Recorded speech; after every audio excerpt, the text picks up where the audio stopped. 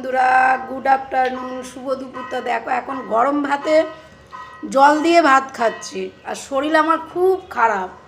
মানে এ মাসে জুন মাসের 2 তারিখ থেকে এত উল্টোপাল্টা, হয়তো ওষুধ মেডিসিন পড়েছে, যেহেতু স্ক্যান ছিল, খুব খুব শরীর খারাপ। তারপরে কিছু মেয়েলি প্রবলেম থাকে, তার জন্যেও ভীষণ ভীষণ মানে হেঁটে যেতে পারছি না, এত শরীর খারাপ। তো বন্ধুরা, যখন সবাইকে খাইয়েছি, ভালো ভালো জিনিস পরিয়েছি বা আদর যত্ন করেছি, তখন সবাই খোঁজ নিয়েছে। এখন আর কেউ খোঁজ নেয় না। সামান্য একটা কাগজ দেখতেও তাদের খেলাম কি, বাঁচলাম কি, মরলাম, বা একটা কাগজ দেখতেও সময় হয় না। কিন্তু নিজের দোষ কেউ ঘাড়ে নেয় না, সবাই অন্যের ঘাড়ে চাপিয়ে দেয় যে আমি দোষ থেকে বেরিয়ে যেতে পারলেই ভালো।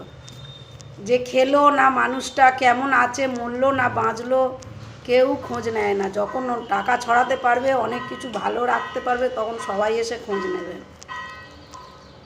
তো সে জাগে এই যে জল দিয়ে, কালকে থেকে পেটটা খুব খারাপ, মানে পেটটা কি হয়েছে জানি না। আমি তো বাইরের কিছু খাই না, তবু গরম ভাতে জল দিয়ে খাচ্ছি বন্ধুরা। তো আর এই দেখো সবজি বানিয়েছি, সবজি দিয়ে কত বেলা হয়ে গেছে, ভাল লাগছে না শরীরটা।